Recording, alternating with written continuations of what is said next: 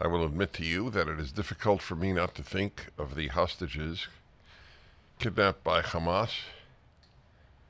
There's no question, but some have been murdered in captivity. It's no question that some have been tortured, and no question that I don't know what number of women have been abused and even perhaps raped. It doesn't merit the world's attention. The world is not a good place.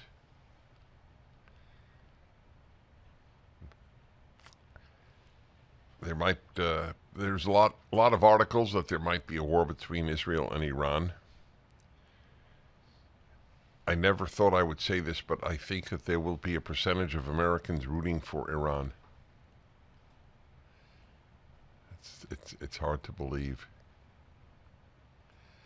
We've gone from the people who kidnapped American State Department workers, remember that, after the Khomeini revolution? How long were they kept in captivity? Was it 444 days? Huh? 444, yeah.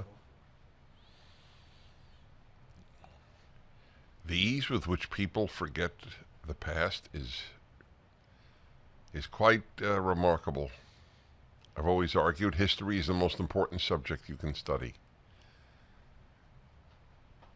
I'm reading a biography of James Garfield. Yeah, no, I read it. You read it? Yeah, it's very good. It opens up the first page, even just summarizing his life and how he spoke about the during the Civil War we're fighting to end slavery. But if you say the Civil War was to end slavery, people get annoyed with you. No. The North couldn't care less about slavery. That might have been true about some Northerners. But it wasn't true during the Civil War, as people asked, why are we dying in such numbers? Somebody sent me a picture in Norway of a storefront in the city of Bergen. You saw that? Yeah. Where did you see it?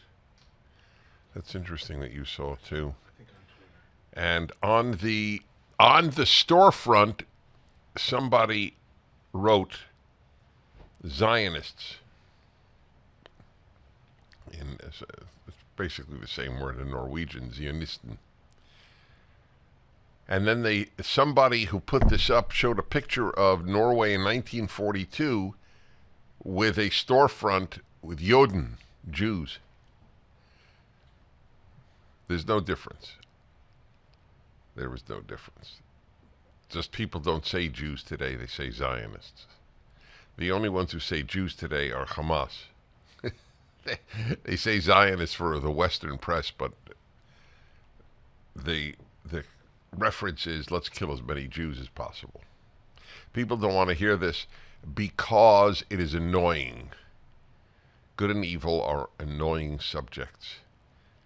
It is said that Adam and Eve ate from the tree of knowledge of good and evil.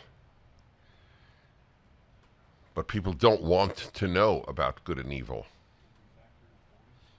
It's an interesting observation on that great, brilliant story. What they want to do is determine good and evil. They don't want to know good and evil. And that's what the eating of the tree was about. You will be like God, determining good and evil. That is the way it should be understood. For the full episode of the Dennis Prager Show, go to pragertopia.com, sign up, and become a full member.